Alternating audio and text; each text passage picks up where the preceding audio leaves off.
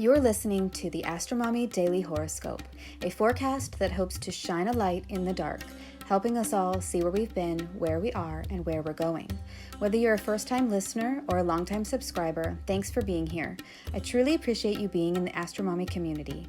I hope you enjoyed today's horoscope and card reading. If you would like to support the AstroMommy Newsletter, there are several ways to do so. Subscribe on Substack, share it with a friend, schedule a reading, check out my family's Etsy shop, Metaphysical Flamingo, or just leave a tip. Without further ado, here is the Daily Horoscope.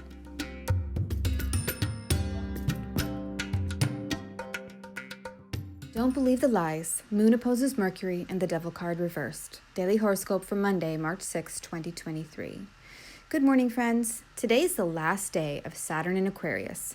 Saturn ingresses into Pisces tomorrow at 8:34 a.m. Eastern Time, and tomorrow is also a full moon in Virgo, which perfects just 1 hour before Saturn's ingress at 7:40 a.m. at 16 degrees of Virgo.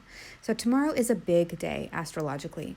It's like we've been feeling the swell of a wave, and tomorrow it breaks the surface to culminate on the 16th when the Sun and Mercury square Mars and Venus squares Pluto, and then the wave crashes as Pluto ingresses into Aquarius on the 23rd. Tomorrow, I have sun rising sign horoscopes planned for all 12 signs about what Saturn in Pisces may be about for you in your chart, as well as my poem for the full moon poetry slam. If you're interested in writing a poem with the poetry prompt that I posted on the new moon in Pisces, click this link to go to the word list. If you've never participated in the lunar poetry ritual, check out the post, "What is the AstroMommy Monthly Lunar Poetry Ritual?" for details. Also, just a housekeeping reminder, I won't be posting on Wednesday and Thursday this week, as those are two of my pre-scheduled days off for the month of March. Okay, let's get into the astrology.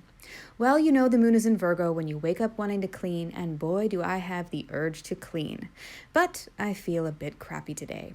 Yesterday I started having stomach flu symptoms, not terrible, but noticeable. And today I have a headache. Again, not debilitating, but present. You could imagine the chaotic state that my house is in after almost 2 weeks of kids being sick. Yep, it's a mess. We've all managed to keep the dishes clean, thanks to my mom, the fairy dish mother, wink wink. But there are dust bunnies everywhere. The homeschool room looks like I had a group of toddlers over to play instead of just one toddler, and my 7-year-old has been crafting at her desk since she got better. With minimal cleanup accomplished, there are paper and cardboard scraps all over the floor, roller skates, blankies, and puzzle pieces, just to name a few of the random items laying about. Thankfully, the only Lego pieces I have seen so far are in a nice little pile on the table instead of on the floor, like little landmines. So I have a huge desire to clean my house today, but realistically, I don't feel the energy is there to do so. And I have a confession to make. There is a mouse in my house, and also a black snake in the basement. It's pretty obvious why they are both here. Anyway, I set out a trap last night for the mouse, and this morning I found the trap clean of bait, but not tripped. Darn! So I reloaded the trap, but this time with the sticky, gooey junior mint stuck on the bait area, so that mouse will have to work a bit to get it off, hopefully setting off the trap. So this mouse, coupled with all the kid mess, really makes me want to clean. I don't even want to acknowledge the snake in the basement. Plus, it would be a good idea to just wipe everything down after being sick in general. Hopefully this headache and queasiness will subside, and I will magically have the energy to power clean my house. But don't make any bets. I may just have to deal with the reality that it's my turn to be ill-ish and take a rest for a few days. It's not like the cleaning won't wait for me. Also, my house is like a 24-hour Walmart with a self-serve restaurant. It's always open. You can make toast any time of day or night. It's full of mostly cheap toys, and when you mop, you have to mop around people walking over and through where you just mopped. It's a high traffic zone, my house. Okay, back to the astrology.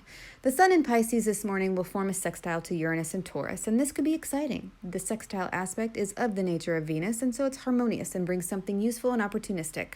Maybe there's a new habit you've been trying to implement, and today you figure out a fun and inventive way to accomplish it. By 11:32 a.m. Eastern Time, the moon in Virgo opposes Mercury in Pisces. Mercury is the planet of what we think, say, and do with our minds and our hands. Mercury also represents messages, communication, travel, and the environment. Natally, Mercury in Pisces is a very artistic Mercury, where music and poetry speak louder than facts and information. Mercury is usually all about the details, the nitty-gritty, and the data that he has collected. But in dreamy Pisces, it's all about the symbolism, the colorful metaphor, and sentences without nouns. Mercury is an impressionable artist in Pisces, and details, specifics, and original thought may be a little foggy here. Because of this natural artistic ability to express through imagery, people love to hear what Mercury and Pisces people have to say, even if it's not with words. As the messenger god who could travel between worlds, Mercury was said to govern magic, and I'm suddenly struck with the imagery of the faun in The Lion, the Witch, and the Wardrobe, who played the flute to lull Lucy Pevensey to sleep in order to hand her over to the White Witch. So as a transit, this could represent a bit of deception going on today. The moon governs our emotions, our bodies, and what makes us feel comfortable. And in Virgo, these are facts, lists, and reality. So today there could be a standoff between something magical, fantastical, and unbelievable, and something real, tangible, and right in front of your eyes. There could be news today that makes us scratch our heads. Let's move on to the card for the day. What is the guidance for today? 15, the Devil, reversed. On this card, the devil is depicted as a black-horned goat head with evil yellow eyes and shiny white tusks. His twisted horns symbolize his power to lead and also misguide. Above the devil's head is an inverted pentagram with a fly inside it. Above that is a single burning candle representing his power to influence the individual. Behind the devil's head is a red circle representing power, aggression, and passion. Below him is darkness, and above him is a green, ominous sky. In the upright position, the devil represents our shadow sides and whatever negative forces we may be dealing with that try to entrap us, enslave us, and derail us from the path of spiritual enlightenment. It's a focus on the material world, greed, lust, and perversion. It represents control, corruption, and power through force. In the reverse position, it can represent a rejection of materialistic wants and desires, fighting against coercion, corruption, and deception. It can symbolize help from a higher source or guidance and rescue from a damaging situation. As the guidance for the day, I feel this suggests being awake and aware instead of asleep and unconscious. With the moon opposing Mercury today, there could be information that comes out that our rational minds question and reject. Simply put, this card reverse could mean, don't believe the lies. Let me know if this reading resonates with you in the comments. I hope this is helpful. Until tomorrow, AstroMommy. Thank you for reading or listening to the Daily Horoscope. Quick links to resources can be found at the bottom of the newsletter. Today's card was pulled from the Morgan-Greer Deck, available on Amazon. If you seek knowledge and enlightenment, the AstroMommy Newsletter may be right for you.